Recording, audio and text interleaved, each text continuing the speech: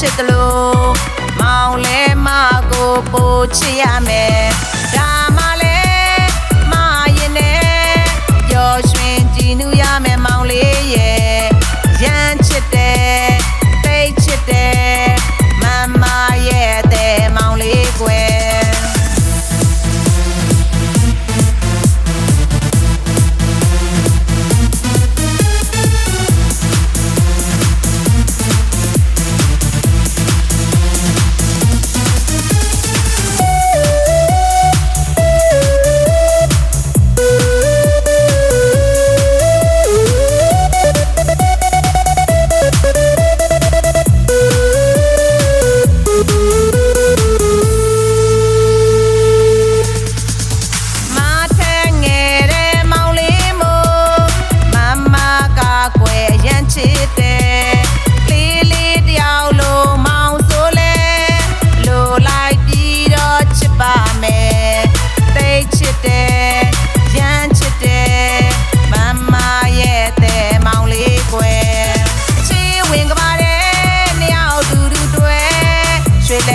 ရှောက်ကြမယ်လေ